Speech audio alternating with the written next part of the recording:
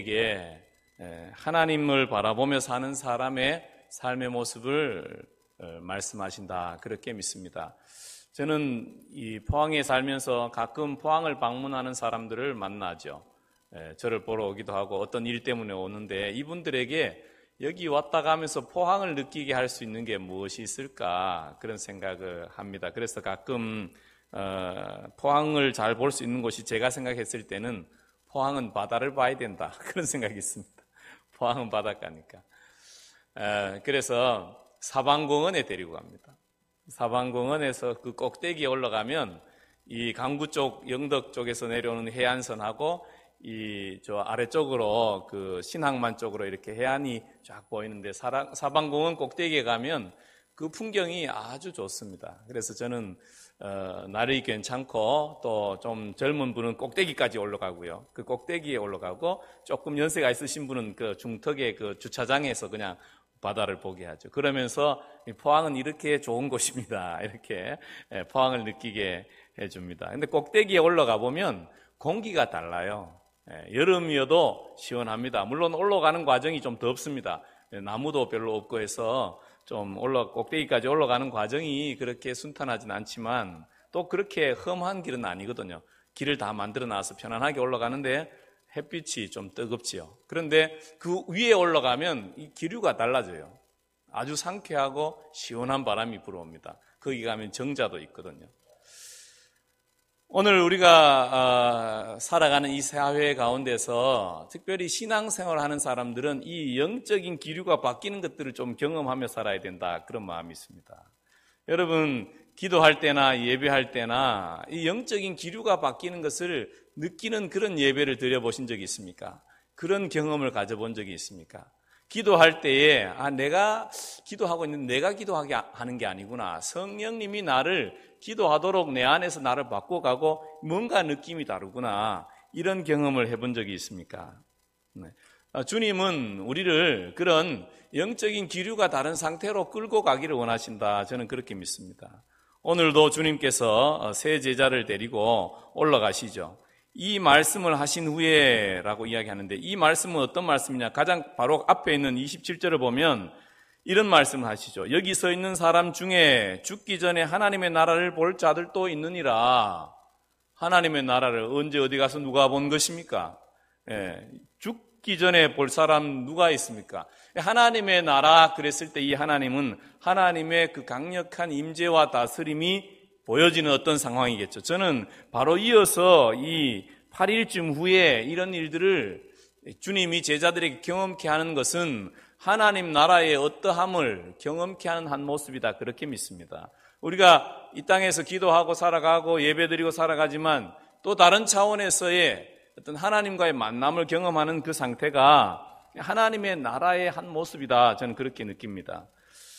많은 하나님의 나라의 모습이 있지만 그 한 모습이라는 것이죠.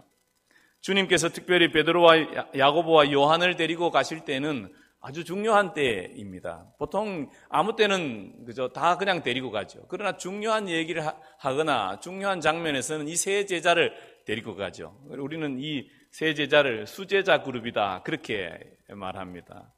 수제자 그룹을 오늘 특별히 주님이 산 위로 데리고 가죠. 이 산이 어떤 산이었느냐에 대해서는 정확하지 않습니다. 우리는 그냥 변화산이다, 이렇게 이야기하죠. 그 산이 변화산이어서 변한 게 아니에요. 주님이 거기에서 변화되는 어떤 그 모습들을 보여줬기 때문에 그 산 이름이 변화산이 된 거죠. 그러니까 그 산은 그냥 평범한 산이었을 것입니다. 주님이 기도하러 올라가던 산이었죠. 다른 복음서에서는 사실 이 산에 뭐 하러 갔는지 정확하게 기록하진 않아요. 오늘 누가복음에서는 분명하게 이야기하죠. 기도하시러 산에 올라가셨다, 이렇게 말씀하십니다. 다른 복음서를 보면 마태복음 이런 데는 기도하러 올라갔다 소리가 없어요. 오늘 복음에서는 주님이 기도하시러 올라가셨고 기도하는 중에 하늘 문이 열리고 새로운 세계가 경험되어지는 그 사건이 일어난 것입니다. 주님이 이 사건을 통해서 우리에게 말씀하시고 싶은 것이 무엇이겠습니까? 저는 하나님께서 주님을 이렇게 하나님의 아들 되심을 선포하게 하시고 또 영광의 모습, 오늘 보니까 용모가 변화되었다. 옷이 바뀌고 옷이 휘어졌다. 그죠? 뭐 용모가 어떻게 바뀌었는지 정확하게 알지 못하죠. 그러나 다른 어떤 모습으로 바뀌어졌다. 예를 들면 우리가 뭐 얼굴에 광채가 난다. 그죠? 어떤 평상시의 모습이 아니었다는 거예요. 그런 모습으로 바뀌어지는 어떤 은혜를 베푸시면서 이 사건을 통해서 특별히 이 제자들에게 경험케 하면서 우리들에게 이것을 보여주신 이유가 뭘까? 저는 주님의 초청이라고 믿습니다. 하나님은 우리를 영적인 기류가 다른 어떤 상태로 초청하기를 원하신다. 저는 가끔 기도할 때 제가 경험한 그 상태로 빨리 가기를 원해요. 그래서 그때를 상상합니다. 그러니까 제가 깊이 기도할 때 하나님과 충만하게 연합되어졌던 그 자리로 그냥 빨리 가기를 원해요. 그래서 그때를 상상하고 그렇게 기도하면 더 깊은 자리에서 기도하는 것이 순식간에 일어나는 것을 경험하죠. 하나님이 우리를 그런 자리로 자꾸 초대하시고 이끄신다는 거죠. 비록 우리가 땅에 살지만 하늘에서의 삶을 미리 맛보게 하시고 또 그것을 경험케 하면서 우리에게 이 하늘의 삶을 바라보고 사모하고 살기를 원하시고 계신다는 것을 우리가 말씀을 보면서 깨닫게 됩니다. 여러분, 이 귀한 자리에 여러분들이 계속 올라갈 수 있게 되기를 축복합니다. 아직도 내가 내 삶을 통해서 한 번도 영적인 기류가 바뀌어졌다거나 내가 어떤 하나님과의 만남이 일어나는 어떤 그런 느낌이 없는 분들은 하나님에게 그런 소망을 가지십시오. 하나님, 내가 예배 중이든지 찬양 중이든지 그죠? 내가 기도하는 중이든지 하나님과의 새로운 차원에서의 만남이 내 존재 안에서 경험되어지게 도와주십시오. 그것이 일상이 되기를 원합니다. 우리가 주님 앞에 이 때를 사모해야 되는 줄 믿습니다. 그러면 그때에서 우리가 이 땅에서 하나님의 사람으로 살 수 있는 힘을 얻게 되는 것입니다. 여러분, 예수님이 이후로 사는 삶은 이 하나님과의 이 연합이 힘이 되고 능력이 되어져서 살아가는 삶입니다. 우리는 예수님은 하나님의 아들이시니까 또 태초부터 계셨던 하나님이시니까 그냥 그렇게 사실 줄로 이렇게 하나님의 초자연적인 삶이 사라질 줄로 생각하는데 예수님은 육신으로 사람의 모습으로 똑같이 배도 고프시고 졸리시고 피곤하시고 그런 모습으로 오셨기 때문에 주의 영으로 충만케 되어짐이 인간으로서의 어떤 그 예수님의 삶을 강건하게 하는 것입니다. 인간으로서의 오신 삶이 십자가의 길을 그냥 갈 수 있는 게 아니에요. 하나님의 은혜와 능력이 그 길을 감당하도록 도와주는 것입니다. 이 길들을 감당하게 되는 것은 기도의 자리에 있었기 때문인 것입니다. 주의 영으로 충만한 자리에 있었기 때문에 또 한 걸음 하나님 앞으로 나아가게 도와주고 하나님과 동행하도록 도와주고 하나님의 일들을 감당하게 도와주는 것입니다. 그런데 그 은혜의 자리에 있음에도 불구하고 그런 삶을 살지 못하는 제자들의 모습이 나오죠. 제자들은 뭐 하고 있습니까? 오늘 보니까 피곤했다 그래요. 피곤했는지 안 나오죠. 졸았다는 게 나와요. 정확하게 보면 그죠? 졸다가 깊이 졸다가 그냥 깜빡 조는 게 아니에요. 깊이 졸았대. 무슨 일이 일어나는지 주님은 기도하시는데 그래서 주님은 뭐 하는 거예요? 모세와 엘리야를 통해서 하나님의 뜻을 계시를 받는 거예요. 소통하는 거예요. 모세와 엘리야는 뭘 상징하느냐면 구약의 하나님을 상징하는 거예요. 하나님은 구약의 하나님은 어떻게 말씀하셨습니까? 율법을 통해서 말씀하셨죠. 모세는 율법을 상징하는 거죠. 선지자 중에 선지자가 엘리야죠. 그러니까 율법과 선지자를 통하여 말씀하셨던 하나님을 상징하는 거예요. 그 기도 중에 주님께서 그 기도 중에 율법과 선지자를 통해서 말씀하시는 하나님을 만나서 하나님 안에서 새 힘으로 채워지고 충만케 되어지는 그 시간에 그 자리에 있으면서 어떤 사람은 깊이 졸았다는 거예요. 뭘 하는지 모르는 그런 상태가 되는 것이죠. 들어도 듣지 못하는 상태가 되고 보아도 보아지지 않는 상태가 되는 것입니다. 오늘 예배 자리에 나오면서도 우리가 하나님과 소통이 일어나는 사람이 있을 수 있습니다. 주님을 사모하고 주님을 기대하고 주님의 마음을 알기를 원하고 하나님의 뜻을 구하는 자리, 그 자리에 있으면 하나님과 소통이 일어나게 되죠. 그런데 그렇지 않아요. 깊이 졸아. 뭔 소리 하는지 안 들립니다. 그래 산에 올라가면 시원하겠다. 그 생각은 하면서도 영적인 기류가 바뀌는 것에 대해서 그게 무엇일까? 잘 모를 수도 있죠. 이미 아는 분들은 말씀을 들으면서도 그 자리에서 들을 수 있습니다. 근데 모르는 분들은 어떻게 해야 되겠습니까? 하나님 나도 그 자리에 이르게 하십시오. 그런 사모함이 있어야 됩니다.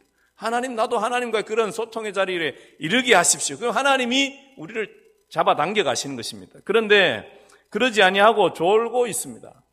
졸면 어떻게 되는 것입니까? 듣지를 못하는 거죠. 보아도 보지 못하고 들어도 듣지 못하는 상황이 있게 되는 것입니다. 그러면 그 다음의 걸음들을 하나님과 함께 살아가기가 어려워지는 것입니다.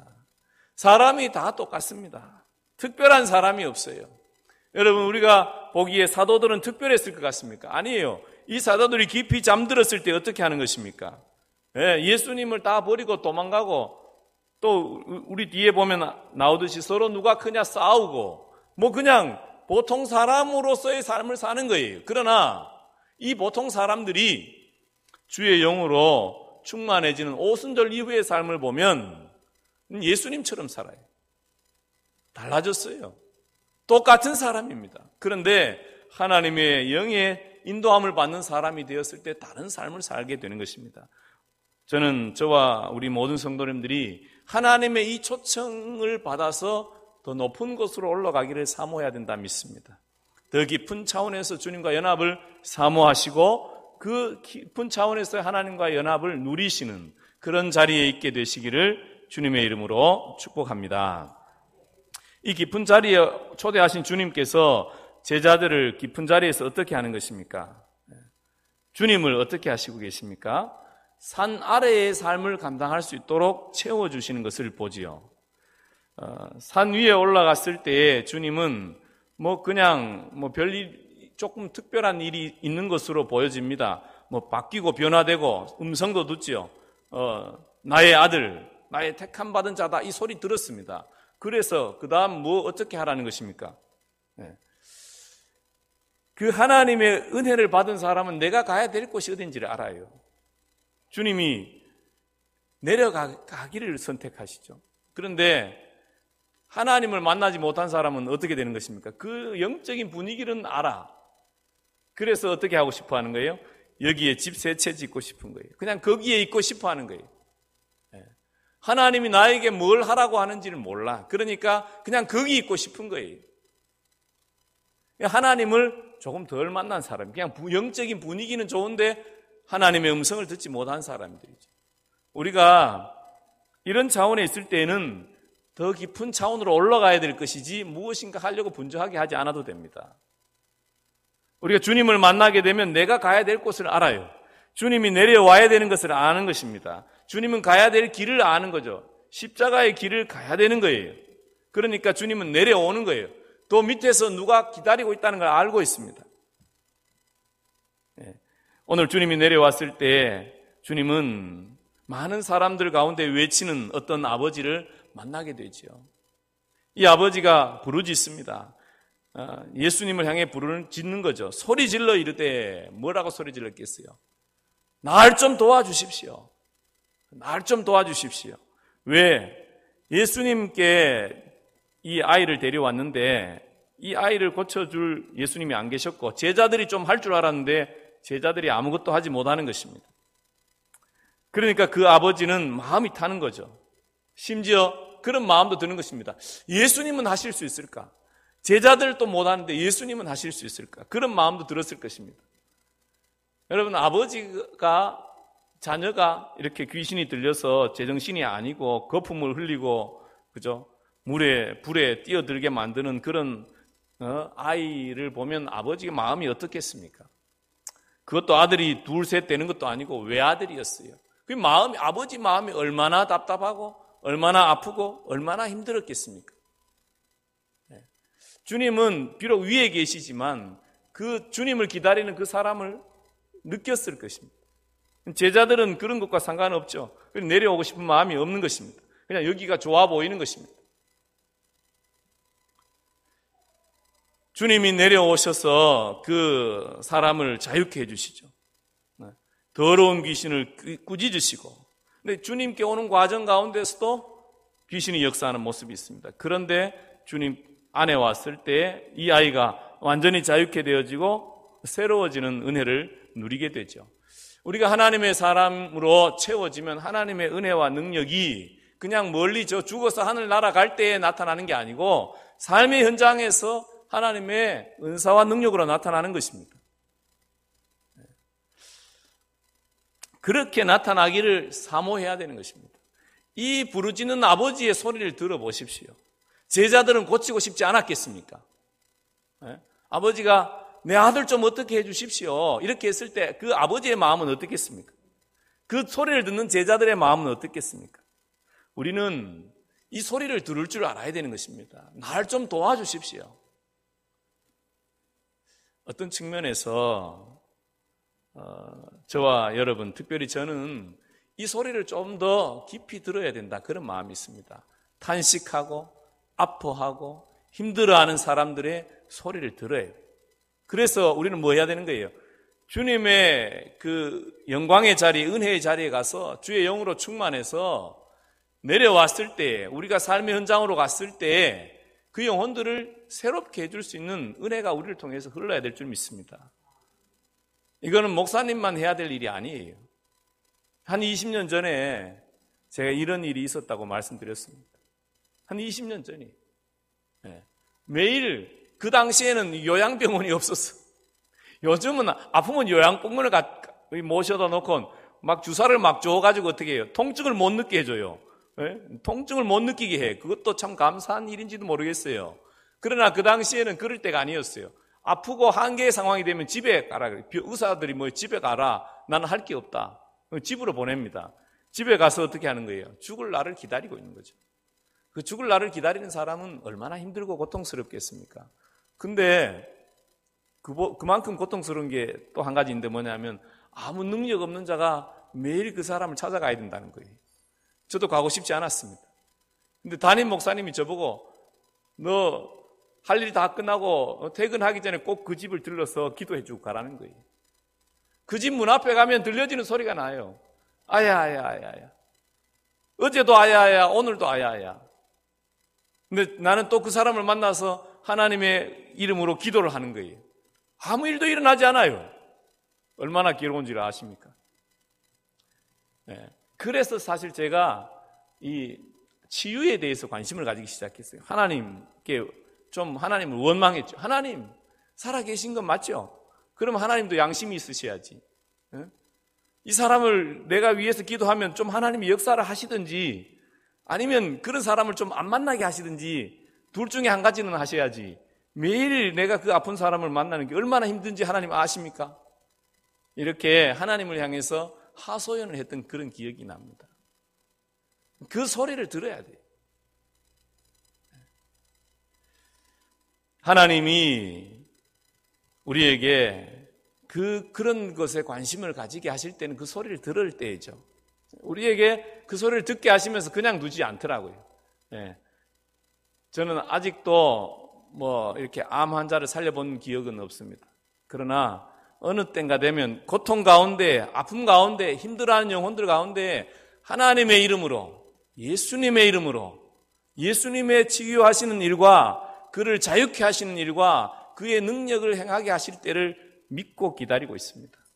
그리고 더 깊은 기도의 자리에서 그런 은혜를 받아야 되겠다, 그런 사모함이 있습니다. 여러분, 저를 위해서도 그렇게 기도해 주시고 여러분도 그렇게 기도하십시오. 하나님, 나로 인해서 어떤 사람이 자유케 되어지는 일이 일어나게 도와주십시오. 언제까지 하나님은 죽어서 천국 갈 때만 있다고 그렇게 말해야 되겠습니까? 지금도 살아서 역사하시고 우리와 함께 하신다고 말하면 안 되겠습니까? 예수님의 삶의 현장에서 그렇게 지금도 살아 역사하시는 하나님을 보여주시고 자유케 하는 일들을 행하셨고 이것이 하나님의 나라라고 복음이라고 말씀하셨잖아요. 그리고 그 제자들 역시 오순절 이후의 삶이 그런 삶으로 보여주는 삶을 사셨다 이거예요. 하나님이 우리에게 이 말씀을 읽게 하실 때는 저는 우리를 그 자리로 초대하신다고 믿습니다. 우리 사랑하는 성도님들, 우리도 달라지기를 소망해야 될 줄 믿습니다. 하나님, 나에게도 능력을 주십시오. 나도 하나님의 능력으로 살고 싶습니다. 내 이성적인 능력과 인간적인 한계 안에서 내가 할 수 있는 것만 하나님이 할 수 있다고 생각하고 내 너머의 것은 하나님도 못 하신다고 생각하는 그런 상태로 내가 만족한다면 내가 예수님을 믿는 증거가 어디에 있는 것입니까? 예수님은 도대체 살아서 뭐 하시는 것입니까? 하나님은 살아계신 것이 맞는 것입니까? 저는 감사하게 생각하시는 것은, 하는 것은 하나님이 나의 그런 작은 불평소리도 기억하시고 듣고 계셨구나. 그런 생각을 할 때가 있어요. 하나님이 너의 작은 신음에도 응답하신다는 말씀이 나의 삶에서도 이루어지는구나.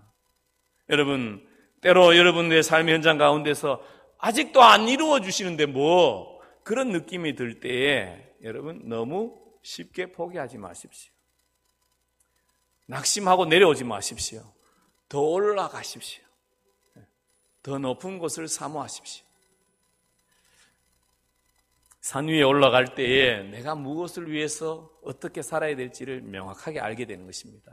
주님도 이미 알고 계시죠. 베드로가 질문하죠. 너희는 나를 누구로 하느냐? 그리고 예수님이 베드로의 대답을 너 잘했다. 주는 그리스도다. 맞다. 그런데 그 그리스도는 십자가의 길을 가야 된다. 그 말씀을 이미 하셨습니다. 그렇죠?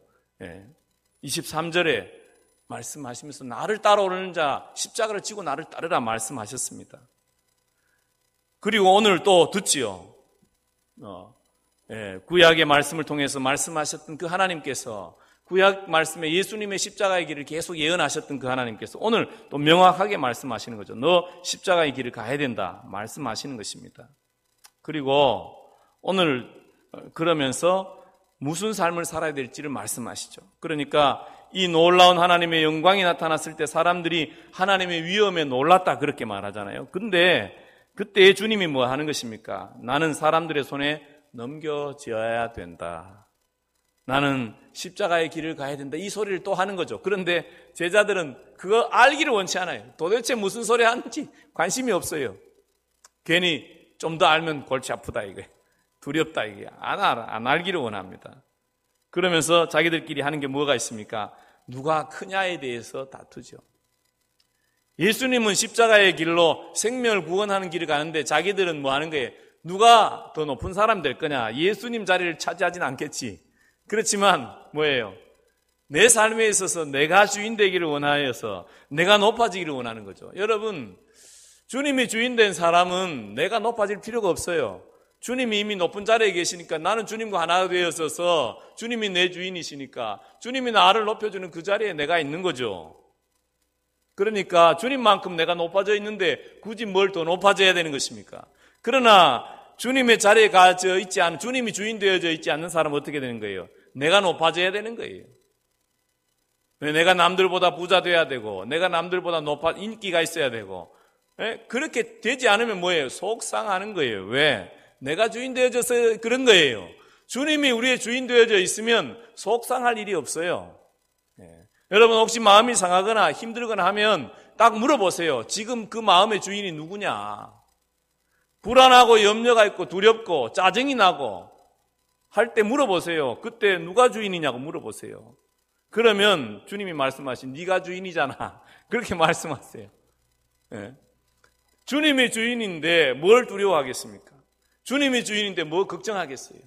주님이 일하시는데 뭘 조급해 하겠습니까? 기다릴 힘이 주어지는 거죠. 그래 주님께서 그 제자들 제가 봤을 때는 이 벼락 맞을 놈들아 뭐 이렇게 하거나 뭐 한마디 하실 만한데 아무 소리 안 하세요. 그리고는 괜히 어린 아이 하나 세우셔서 이 아이처럼 영접하는 자가 되어라. 나를 영접하라는 거죠. 그럼 너가 제일 높아진다는 거예요. 너가 어린아이처럼 겸손하게 받아들이는 자가 되라는 거예요. 그러면 어떻게 되는 것입니까? 주님과 함께 살아가는 사람이 되는 거죠. 주님이 꿈을 꾸는 것을 내가 꿈을 꾸게 되고 주님의 비전이 내 비전이 되는 거죠. 그리고 주님의 삶을 내가 살아가는 삶을 사는 자로 부름을 받고 세워지게 되고 은혜를 받게 되는 거죠. 그 삶을 제자들이 그렇게 살아갈 수 있도록 주님이 오늘 가르치시는 것입니다. 이 어린아이처럼 너희들도 나를 영접하는 자가 되어라. 어린아이가 잘하는 게 뭐 있습니까? 어린아이가 어른들 말을 잘 듣는 게 어린아이죠. 어린아이가 안 듣는 것 같죠? 어른들보다는 더 잘 들어요. 어른들이 잘 듣는 것 같죠? 안 듣습니다. 전도를 해보면 알아요. 동네 할매들 전도해 보셨죠? 어른들 잘 들어줍니다. 왜? 그냥 또 젊은 사람이 와서 이야기하는 그냥 들어줘요. 그런데 예수 믿으라 그러면 좀 생각해 보겠다 그러지 아멘 하는 분이 별로 없어요. 근데 어린 아이들은 뭔 소리인지 잘 안 들어. 놀고 지 맘대로 하고 막 떠들고. 그런데 애들은 예수님 영접하라고 하겠대. 어떻게 된 것입니까? 어린이 전도해 보신 분들이 잘 아실 거예요. 쉽게 아이들은 잘 받아들여요. 아이들은 잘 받아들여. 자기가 아는 것이 맞다고 이게 내 생각대로 주장하고 이런 아이들은 많지 않아요. 요즘은 세대가 점점점 악해가면서 아이들도 잘 안 받아들이는 경향이 있죠. 엄마들한테 남의 얘기 듣지 말라 교육을 하도 받아서 그런가. 그런데요, 아이들은 그래도 더 잘 받아들여요. 어른들은요, 잘 받아들이는 것처럼 보이는데 안 받아들여요. 주님이 우리에게 말씀하는 것이에요. 어린아이처럼 받아들여야 된다. 너 이해 안 된다고 안 받아들이지? 그러면 너는 네 마음대로 사는 삶이야. 우리 죄가 별 게 없잖아요. 뭐 우리가 도적질을 했습니까? 누구를 죽이기를 했습니까? 우리 죄는 딱 한 가지예요. 내 마음대로 산 죄예요. 우리는 예수님을 우리를 위해서 죽으신 것을 믿고 예수님을 나의 주로 받아들이고 주님이 원하는 대로 살기를 우리가 작정하면서도 막상 삶의 현장에 가면 주님이 어디 가셨나? 내 마음대로 살고 계세요. 내가 주인이에요. 우리가 이 주님과 연합의 자리를 올라가고 깊은 자리에 가는 것은 내 어떤 영적 엑스타시를 느끼거나 무슨 뭔가를 하는 게 아니에요. 내가 죽는 자리여야 되는 거예요. 무슨 신비한 체험을 하기 위해서 우리가 그 높은 자리로 가라는 게 아니에요. 거기 가서 더 온전하게 죽기 위해서 그래요. 내 제된 모습, 내 마음대로 하는 모습, 하나님이 기뻐하지 않는 것을 스스로 기뻐하면서 하나님의 이름으로 기뻐하는 척하는 그런 모습, 그런 것들에 대한 깨달음, 그것이 주님 앞에 섰을 때 경험되어지면서 우리가 하나님의 사람으로 새로워지는 거죠. 오늘 주님께서 이 세 제자를 특별히 변화하는 그 산에 데려가십니다. 주님께서 늘 데리고 다니는 게 아니에요. 보면 기도를 새벽에 가서 기도하시고 뭐 하신 부분이 여러 곳에 나옵니다. 그런데 오늘 특별히 데리고 가셨다. 세 제자를 데려가신 건 두 곳이에요. 기도할 때 어디예요? 변화산, 한 가지는 겟세마네 기도. 그 기도가 너무너무 중요하기 때문에, 그 기도의 자리가 너무너무 중요하기 때문에 데리고 가신 것입니다. 그것을 보여주시면서 뭐 하고 싶은 거예요? 지금은 엉터리로 기도하지만, 지금은 쫄고 있지만, 변화산에도 쫄 뿐만 아니라 겟세마네도 쫄잖아요. 쫄는 놈들 왜 데리고 가는 것입니까? 어차피 기도도 하지 않을 거. 왜 데리고 가는 거예요? 너도 어느 땐가 기도할 때가 있다는 거예요. 너도 어느 땐가 정말 너의 힘으로 할 수 없고 무엇을 해야 될지 몰라 하고 능력이 없고 또 뭘 해야 될지 비전이 안 보일 때, 앞이 안 보일 때에 너가 어디로 가야 되느냐. 내가 했던 것처럼 너도 올라가야 된다. 너도 산으로 올라가야 된다. 기도의 자리로 올라가야 된다. 이거를 보여주고 말씀하시는 것입니다. 젊은 아들이 있었습니다. 젊은 아들이 공부하다가 집에 왔습니다. 너무 어머니가 보고 싶고 공부가 힘들고 그래 집에 왔어요. 그러니까 어머니가 그때 마침 어머니가 배틀을 짜고 있었죠. 배틀을 짜고 실을 이렇게 풀어서 옷감을 짜고 있는 중인데 배틀채 잡고 있다가 아들을 보니까 아들이 너무 반갑고 이렇게 날 만나러 온 걸 생각이 너무 좋고 그래서 달려가고 싶다가 꾹 눌러 참았습니다. 그러면서 어머니가 옆에 있는 칼을 집어가지고 그 배틀채를 쫙 잘랐습니다. 그리고 아들에게 말하는 것입니다. 아들아, 너 공부하다가 그만두고 이렇게 오는 것은 이 배틀채, 이 천을 잘라버린 것과 똑같다. 잘려졌다. 이거는 더 이상 천으로서의 가치가 없고 쓸모가 없다는 거예요. 그래서 그 아들이 눈물을 흘리며 그 밤에 다시 공부하는 대로 돌아갔다는 거예요. 이게 맹모단기지교의 이야기잖아요. 우리 맹모삼천지교, 맹모단기지교 이야기를 알죠. 우리 주님께서 보여주시는 거예요. 어떻게 살아야 될까요? 정말 우리가 해결하지 못하는 어려움, 내 능력의 한계를 느끼고 또 내가 앞이 보이지 않고 할 때 우리가 살아가면서 어떻게 하나님의 사람으로 살아야 될지 몰라 몰라 힘들어할 때에 주님께서 우리에게 요구하시는 것이 뭐예요? 보아라는 거예요. 나를 보아라. 내가 뭘 하고 있는지 봐라. 너도 그 자리로 올라와라. 우리 모든 성도님들이 주님이 초대하는 그 초대의 자리에 올라가서 주님이 사셨던 것과 같이 산 위에 은혜를 누리는 자들의 삶을 사는, 그래서 산 아래의 삶에서 하나님의 영광을 드러내는 그 삶을 사시는 우리 모든 성도님들 되시기를 주님의 이름으로 축복합니다. 기도하겠습니다. 하나님 감사합니다. 오늘 특별히 산 위에서 주님께서 변화산 기도를 하시는 그 모습을 말씀을 통해서 봅니다. 주님 아버지의 음성을 들으며 아버지의 비전을 들으며 십자가의 길을 감당할 수 있는 또 힘을, 믿음으로 예루살렘으로 올라갈 힘을 얻어가며 또 그 시간들을 감당해내는 모습을 말씀을 통해서 봅니다. 주님, 저희들도 이 땅에 살아가면서 하나님의 사람으로 살게 도와주시옵소서. 하나님, 그냥 저 멀리 계신 하나님, 죽어서 천국 갈 하나님이 아니라 내 삶의 현장에서 힘이 되시고 능력이 되시고 나의 앞길을 인도해 주시고 어둠을 밝혀주시고 이끌어주시고 무엇을 위해서 어떻게 하나님의 힘을 드러내며 하나님의 영광을 나타내며 하나님의 살아계심을 보여주는 삶을 살아야 될지 또 말씀하시니 감사합니다. 아버지, 저희들을 높은 곳으로 이끌어 주십시오.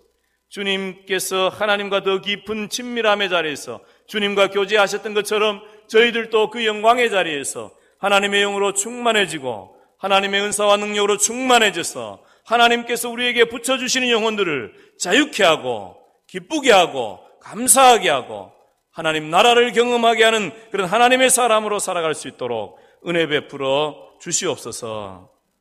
예수님 이름으로 기도합니다. 아멘. 우리 찬송가